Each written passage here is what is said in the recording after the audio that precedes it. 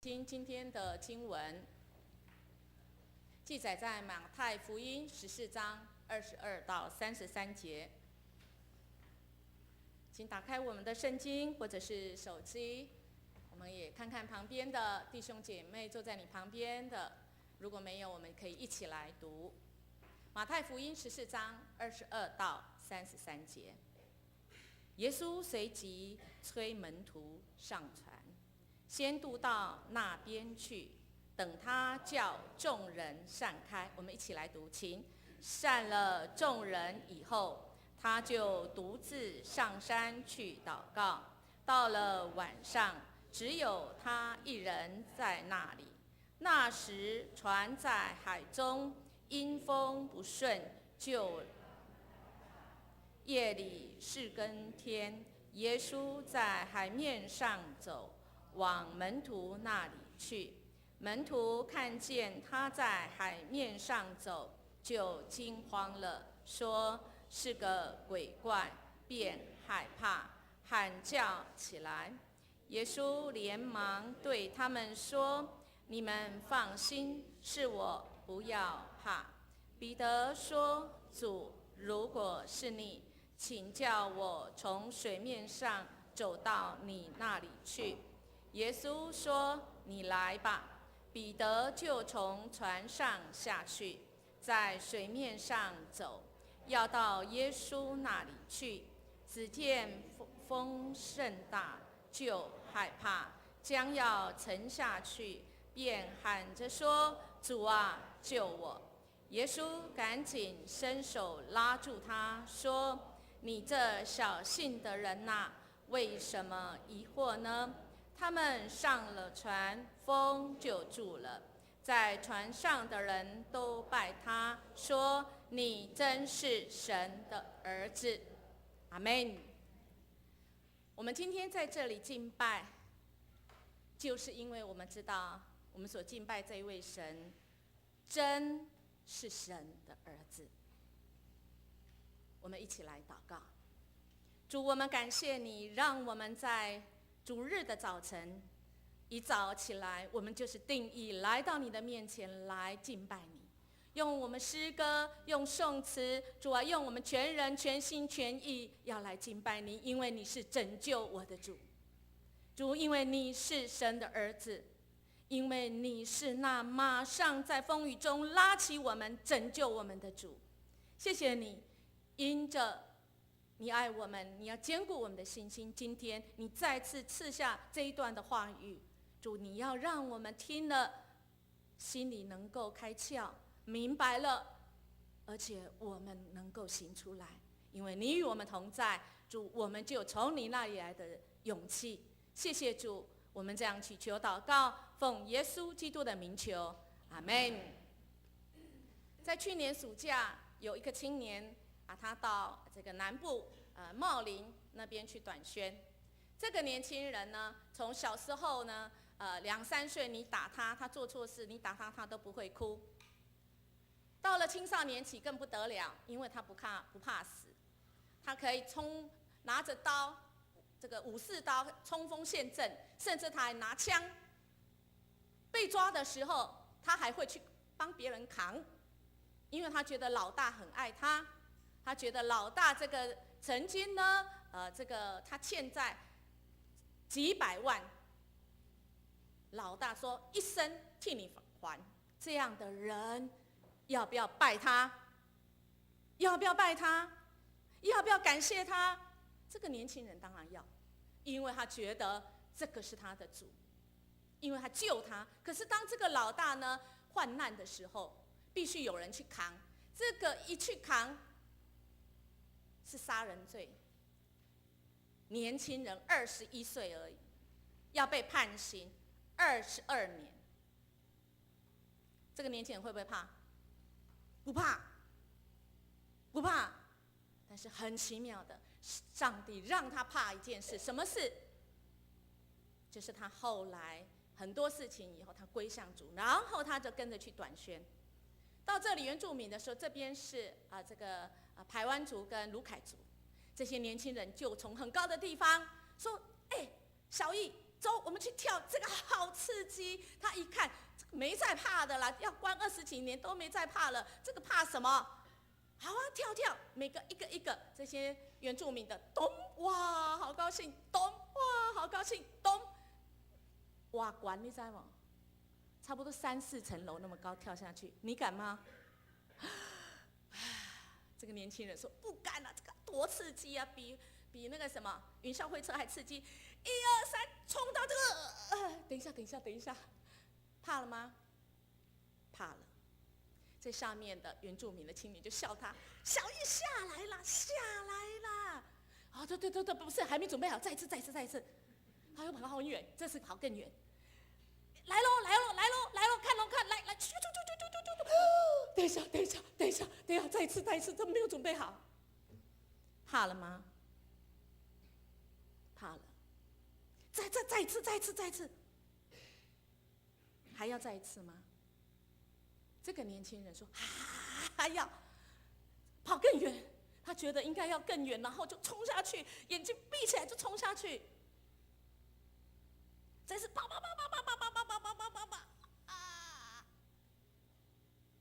下去，经历到他从来没有经历过的。他在那下去当中只讲3个字，什么字？主救我！还少一个啊，来不及讲主啊，主救我！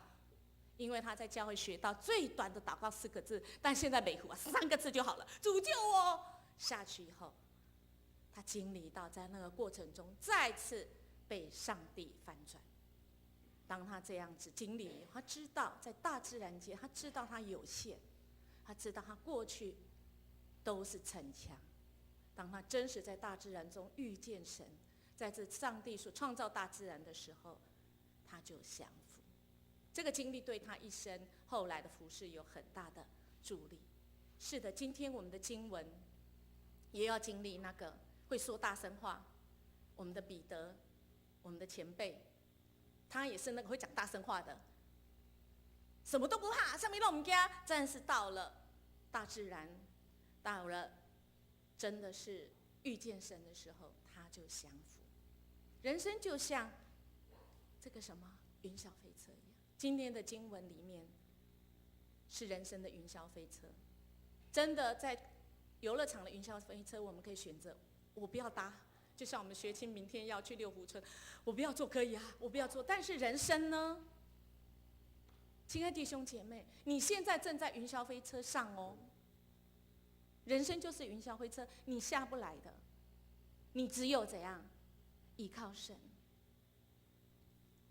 在这一趟人生云霄飞车，你是要享受在与主的同在，还是忍受那个云霄飞车的那个艰苦？怎么还不下来？怎么还不下？人生怎么还没结束呢？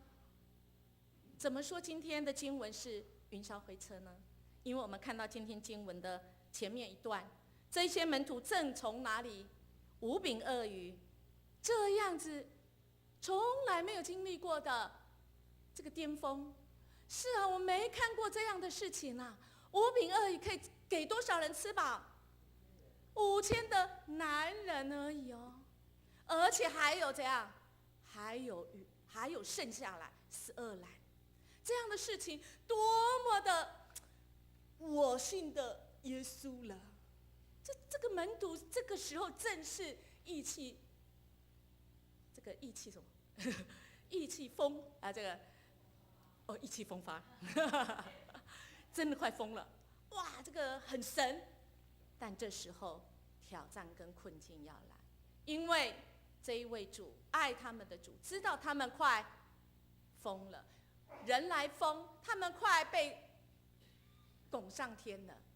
他们主要他的门徒们再次清楚神的应许，透过神的考验。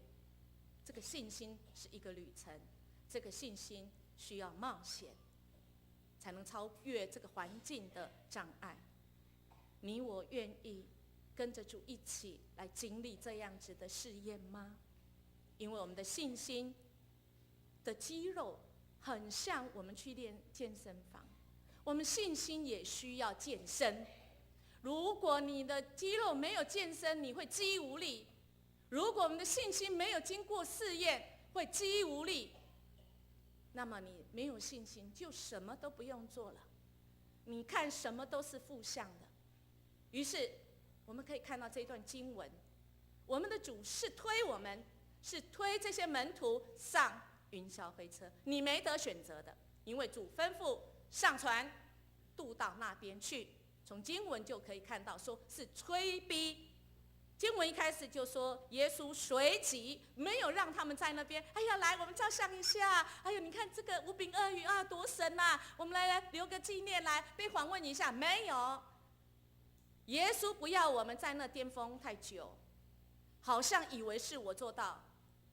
耶稣马上随即催逼门徒上船，而且要渡到那边去，远离这些，叫他们到对方去，对岸去等他。所以我们的主他是有意单言，有意，不是无意。亲爱的弟兄姐妹，当我们遇到一些事情的时候，我们要知道我们的主是有意允许这样的事情发生。我们的神还有一个意，就是他是善意。当我们现在遇到困境的时候，你怪神说：“神啊，你怎么让这样的事情发生？”应验牧师要说，上帝的话应许的话会应验，因为他是有意让我们，他是善意让我们经历这一些。所以经文就讲，随即催逼这些门徒就上船，而这个上的船先渡到那边去，有一个前提，先是怎样？耶稣没有跟他们同去哦，只有门徒哦，没有主同在的船上，就让他们去面临、去经验一个挑战。真实的信心的操练跟考验就要来了，信仰的自我挑战跟突破，主会按照他的心意一步一步按他心意，然后我们也要有意去回应说：主啊，好，我愿意踏出去。我们的主有应许，他的应许真的如应验牧师说的会应验吗？真的可靠吗？我想，如果我们是门徒，坐在那船上遇到大风浪的时候，那时候有没有信心说：主，我要感谢你，因为这一切是主你有用意耶，你的用意是好意哦。我们有这样的信心吗？我们的主对我们有信心吗？对他的门徒有信心吗？我们看经文就知道，为什么耶稣他要独自上山去祷告。到了晚上，只有他一人在那里，因为我们的主知道，当我们在征战的时候，当我们在面对挑战的时候，需要有人怎么样守望。他知道这群门徒，他需要有一个守望者。亲爱的弟兄姐妹，我们正面临考验吗？或许我们的考验，我们心里难过，考验像火在烧一样。当火烧的时候，你现在是在考验中，你心里难过吗？你是这个吗？你是红萝卜吗？你是蛋吗？还是你是咖啡豆呢？如果我们没有经过考验，像火一样熬炼，这些跟这些没有影响力。牧师说，门徒就是什么？影响力。我们有好的影响力。我们试想，如果我们是红萝卜，我们经过热熬炼一煮，红萝卜会不会变软？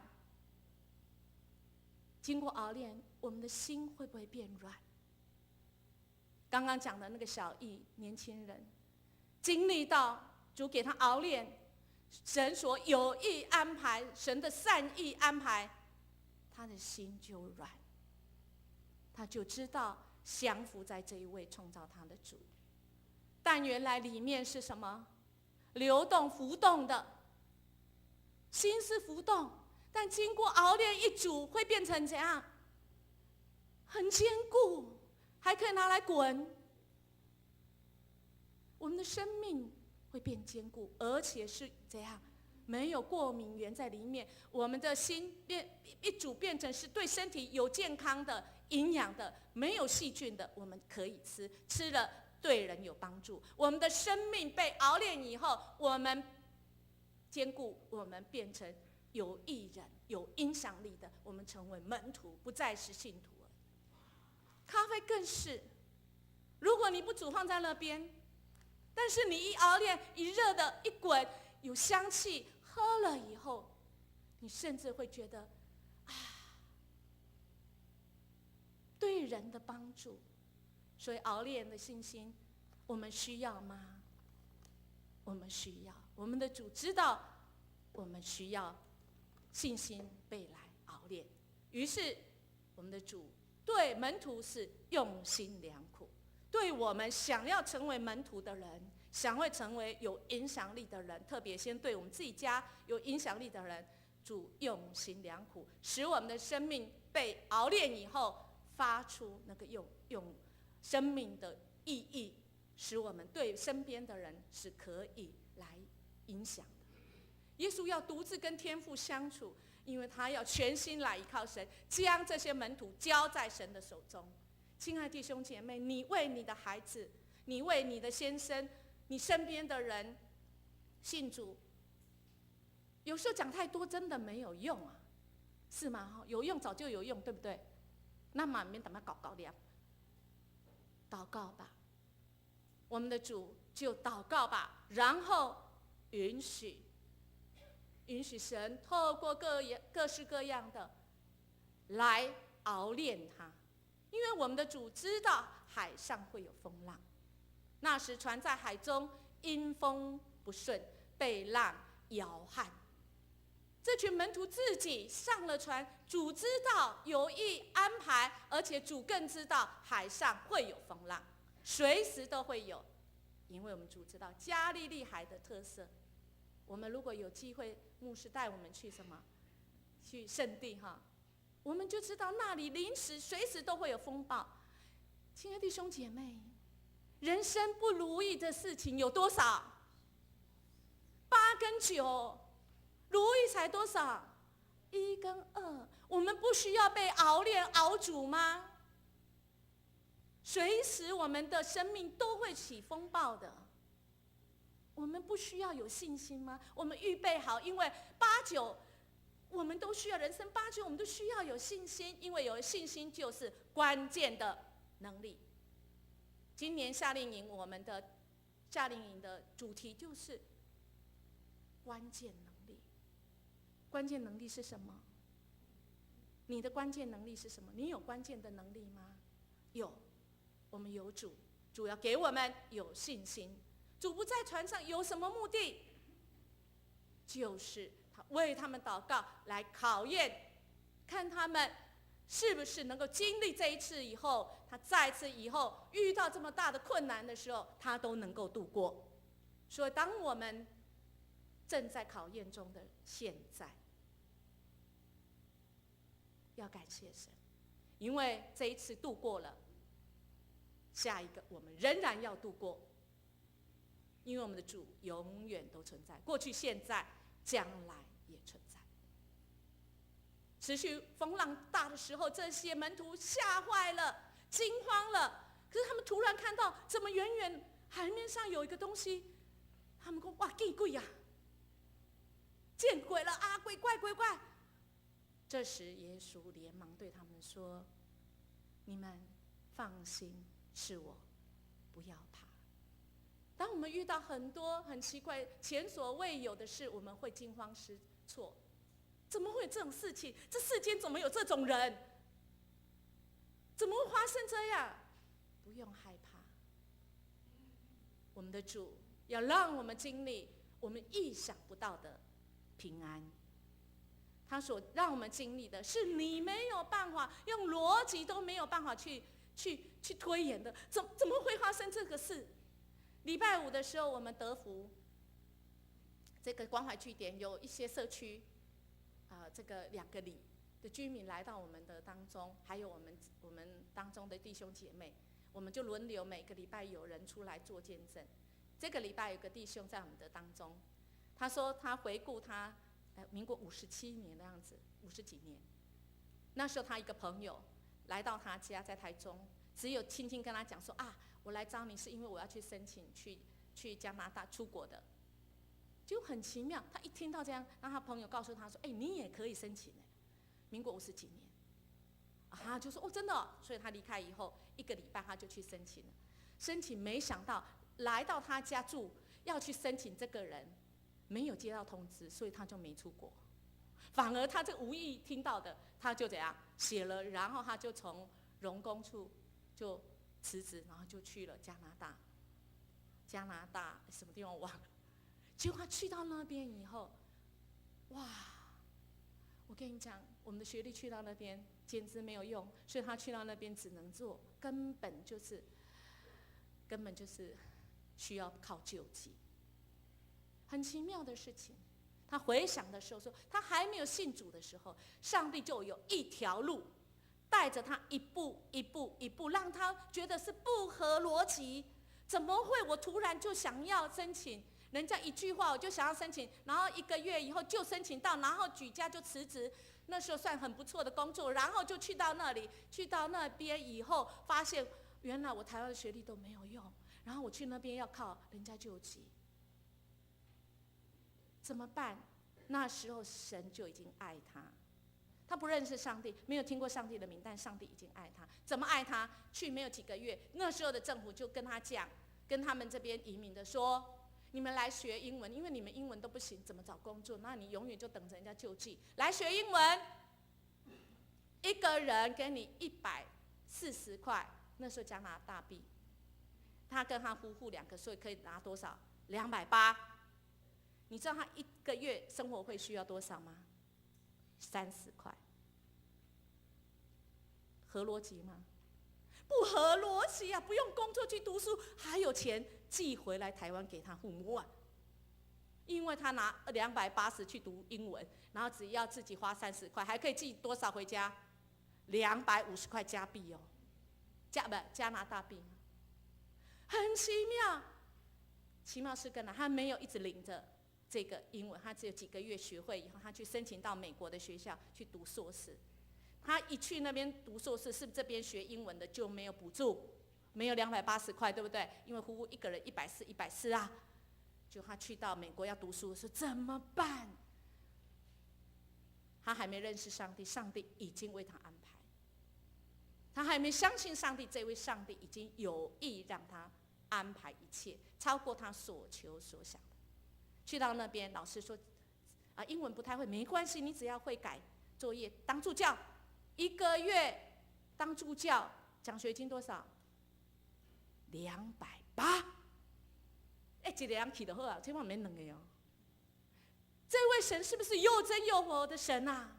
所以，亲爱弟兄姐妹，如果你的孩子、你的先生、你身边你关心的人，他还没有信主，还没听过主的名，没关系，你为他切切的祷告。这位弟兄后来就因为这样子，在美国那个地方开始有人传福音给他，带他去查经，他感受到这位上帝早就已经牵着他走。一步一步一步，虽然不合逻辑，但他就这样。我们的神就是这样，我们的神在我们的生命中，不管是怎么样子的风浪，他都与我们同在。他要帮助我们，而且主不是被动，他要主动来帮助我们，主动往门徒那里去，主动在海面上行走，向着谁？向着这些门徒。我们在风浪中，不要以为主不关心我们。主在哪里？主在哪里？主除了为我们祷告以外，他向着你走来，向着你走来，已经把所有够用的恩典跟神迹奇事在你的面前，只是我们知道吗？主用不寻常的方式来彰显，为什么？为什么要行在水面上，让人家吓坏？因为主要彰显他全能，他是什么？他是一个超过我们所想象的主。我们所经历这些，不要丢惊，不要担心害怕。主主动告诉门徒，也告诉我们孩子，你放心，是我，不要怕。我们患难中的盼望在于这一位叫我们放心的主，是这一位爱我们的主，他主动走向我们，而且他要我们放心，因为他掌管一切。当我们看到彼得他怎么回应？亲爱的弟兄姐妹，当我们经历这些，我们怎么回应呢？我们在苦难中怎么回应呢？彼得说：主啊，如果是你，请叫我从水面上走到你那里去。亲爱的弟兄姐妹，如果你会讲这句吗？我们看彼得他有没有信心？其实他的信心有，但是有一点怕，所以他跟主试验，怎么样？主，如果是你，他没有说主，如果是你，你从哪里走到我的船上来？没有，他做了什么？主，如果是你，请你叫我走在水面上，走到你那里去。亲爱的弟兄姐妹，你有这样的心，如果你信心软弱的时候，你愿意跟神说：主啊，如果是你，我要踏出我这个舒适圈，我要来回应你，我要走到你那里去。虽然那些船的门徒一定会抓住他说：哎呀，彼得，你干什么了？不要傻了啦，叫主来比较安全啦，在海面上怎么会安全？不要傻。但彼得怎样？他愿意冒险。亲爱的弟兄姐妹，信心是需要冒险，踏出去。主，如果是你，请你要我踏出我的舒适圈，踏出我不熟悉的。我很喜欢我们今天的鼓手，上个礼拜才来周六礼拜第一次，但这个礼拜主日他就愿意回应。虽然他会怕哦，你不要看他感觉不怕，酷很喜乐，其实他心里会怕，因为第一次跟我们一起服侍，但是他愿意回应，愿意踏出那个舒适圈。我到你那里住，如果是你。所以亲爱的弟兄姐妹，是我们有时候我们的信心不像有些人信就对了啦，有些人是比较保守。主啊，如果是你，我们的主也愿意陪你试试看。相信主，当我们不明白为何主要我们面对这些，要我们单独往前，又遇见风浪，且行在海面上的时候，甚至我们有时候都不知道我自己在求什么。我乃牧师给他邀请我就说好啊，等去啥？那你有懊悔哈？我是不是答应的太快了？亲爱的弟兄姐妹，不会。当你如果答应了，那时候的神圣的激动回应了，好，我就来，因为主是我们的保证。虽然有时候我们不清楚我们自己为什么这样，但是我们也可以跟彼得一样，我们羡慕经历主的全能。我也要来试试看，行在水面上。我们的主答应，从哪里知道他愿意跟我们一起试验？从哪里知道？耶稣有没有说你这个叫好大胆？没有。耶稣怎么说？我们一起来读好吗？请。耶稣说：你来吧。彼得就从船上下去，在水面上走，要到耶稣那里去。只因见风甚大，就害怕，将要沉下去，便喊着说：主啊，救我！耶稣允许你试验他。主啊，如果是你，我可不可以……主啊，如果是你，我可不可以来回应你？主啊，如果是你，我想要经历在主里面去挑战我不敢做的，但是可以荣耀主你的名，可以容神一人的事。主啊，可不可以？耶稣正对你说什么？你来吧。亲爱的弟兄姐妹，你心中有一个决定，不敢踏出去，但你知道这可以容神一人，但你知道可能后面很辛苦，但你也知道后面会被嘲笑，但你也知道后面你可能做不下去，因为你可能会知道自己过去很多次的失败，立志行善由得了我，但行出来由不得我。主说：“你来吧，亲爱的弟兄姐妹，你来吧。”主允许你，因为我们的主是又真又活。我们接下来会遇到真的你所怕的事，但是主还是邀请你，因为主有允许我们跟主回应神，我们会兴奋的。我们去传福音，我从来没有传过福音，但是我去传的时候很兴奋。但我们也会去传10个，有8个9个拒绝，但是主说没关系，你来跟我一起经历，你就知道那个经历是有多么兴奋。从没有过这种经验，竟然可以经历，何等是兴奋啊！但是我们害怕，是因为环境，是因为别人一句话，甚至人家没说什么，人家只是看你一眼，人家的眼神，你就认为啊，我又错了。啊，我就知道好事不会临在我身上。啊，我就知道，怎么会是我？亲爱的弟兄姐妹，当神伸出手邀请说：“你来吧，这信心的冒险，主要陪伴你。只要我没有忘记，主啊，救我！”主听见了我们最短的祷告。4个字，主啊救我，或来不及讲啊，主救我都没关系，不需要很美的词。亲爱的弟兄姐妹，当礼拜5祷告会的时候，你看到很多长老执事在那边祷告，可以祷告很优美，不是他们的祷告才听。你来参加祷告会，你只要信主啊，刚刚那个名单上的主啊救我，救他，主啊你帮助我，帮助他，你就有份。我们就一起在这祷告当中一起来经历彼得的可爱，我们也可以这么可爱，因为我们看到彼得人生像云霄飞车，但是他最后被主来用，主死后升天，他讲的第1篇的讲道，后来还能行神迹奇事在美门，他金和银都没有，只有奉主的名。我们也可以像彼得这么可爱，只要我们愿意。我们愿意踏出，虽然我们小信，但我们不是没有信心。我们信的是什么？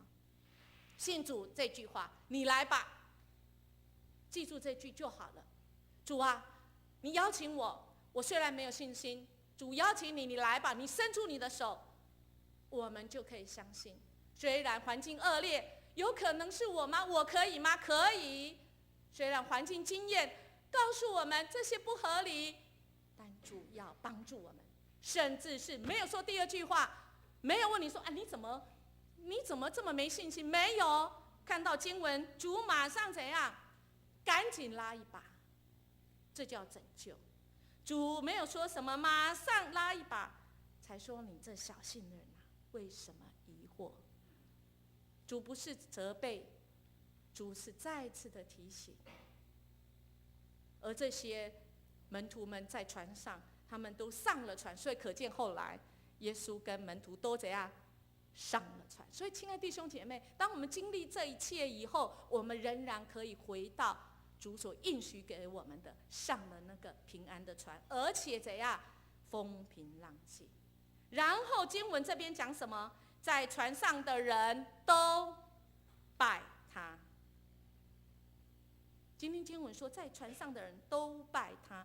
亲爱的弟兄姐妹，如果你从新约来看所经历的，特别马太福音，前面都没有群体来拜神，只有这里开始有群体的拜神、敬拜神。就像我们现在，我们个人可以敬拜神，但我们群体的敬拜神其实是更重要哦。所以在这里一起经历，我们一起来敬拜这位神。有一个叫做埃迪·里肯贝克，有些人可能想起他。你若到佛罗里达州，你会看到他常常蹲在海岸边，然后过不了多久，因为他提着一桶都是虾子的一桶虾子。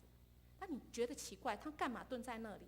但你可以看到，他蹲了以后，几分钟、半小时，就会看到一群的海鸥飞到他旁边来，不会怕他。然后他就把这一桶的虾子全倒在海岸上，让这些海鸥来吃饱。为什么？他几乎每天或每一个礼拜会好几天，不合逻辑嘛？这个海鸥到处都有食物，为什么他要特别去买那么多虾子去那边喂这些海鸥呢？是在1942年10月的时候，当这个埃迪他接受到麦克阿瑟的命令，他挑选8个人要驾驶那时候最厉害的这个战机，但是出去没多久被宣告在海上失踪了。这8个人在海上完全没有这个吊在那个救生艇上面，完全没有支柱，8天。虽然他们救了他们的生命，因为那个飞机后来失事，掉在这个救生艇，可是没有食物，没有水，没有任何东西。1天过去，2天过去，3天过去，4天过去，5天过去，6天过去，7天过去，8天过去，他们已经快要到人吃人，因为没有水，没有任何的东西，太阳又大。但这8个人8天没有喝水，没有，你知道他们在做什么吗？他们在救生艇上敬拜神。第8天，他们可能是人生最后一次，因为他们已经没有力气了。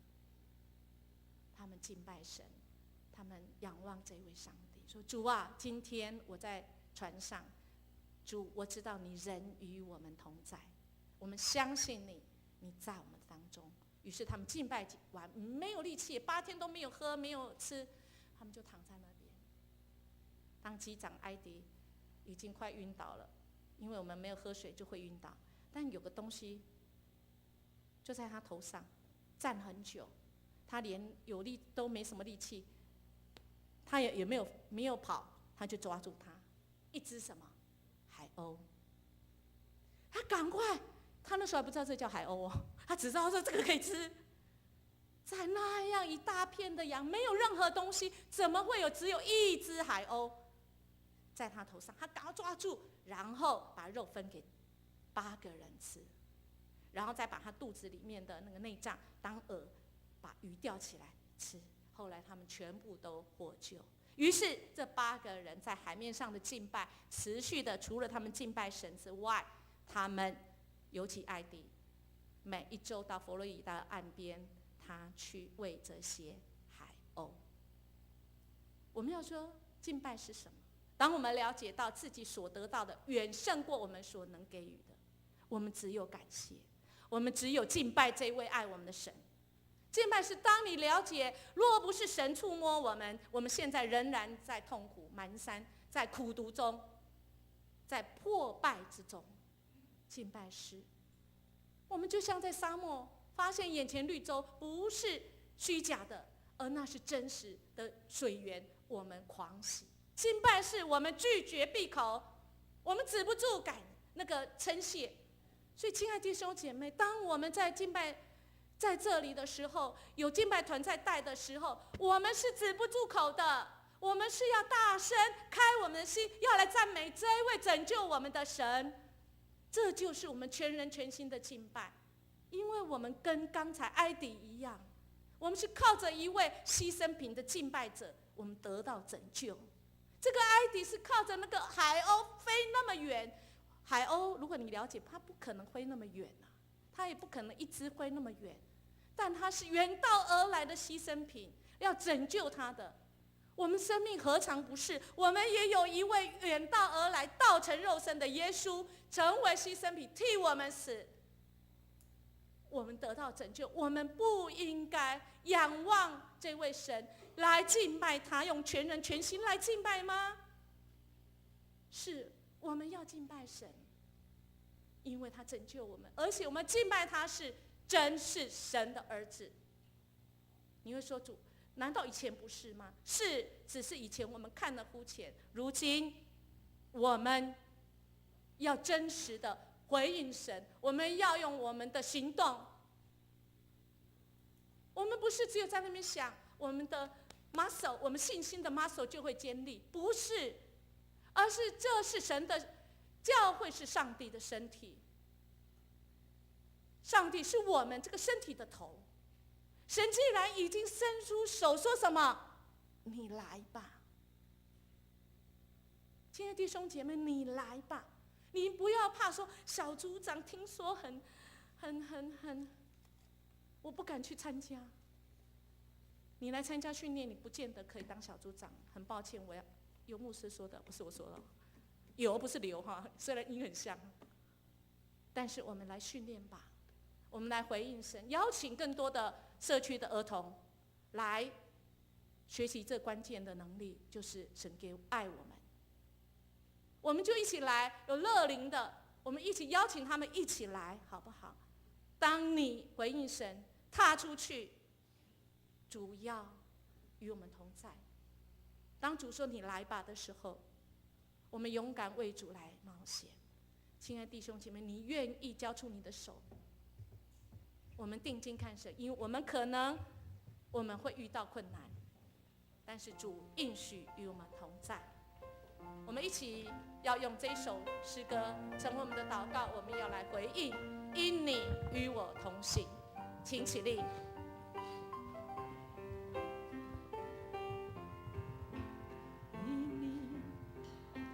因你与我同行，我就不会哭泣，欢笑是你同行，忧伤是你共情，因你是我力量，我就不会绝望，困乏软弱中有你慈恩，我就得刚强，清风透过黑夜，途见我也阳台，有你手牵引我就勇往向前，愿我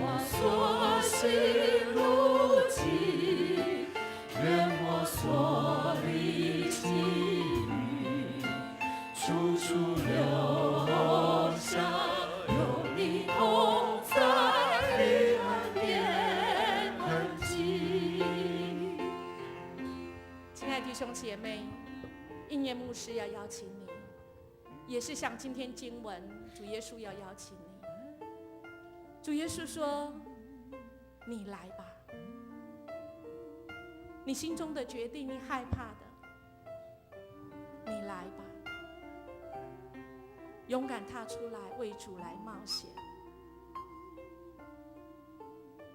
把心中那件事情交出来吧，交托给这一位爱你、有全能的主。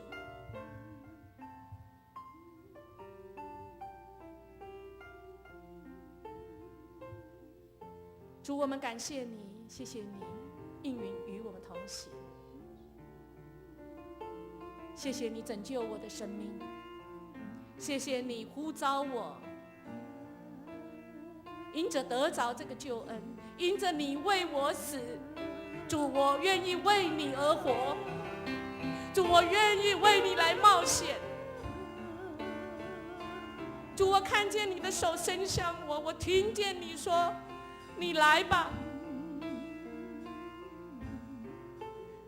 主，你知道我担心害怕，主，你知道我被过去的失败所打败，主，你知道我的一切，但是主，你也应允，一切的一切都在你的手中，主，你必与我们同行，主，你必要带领我们经过人生中各样的风暴，因为主你在我们的船上，我们就有十足的平安与喜乐。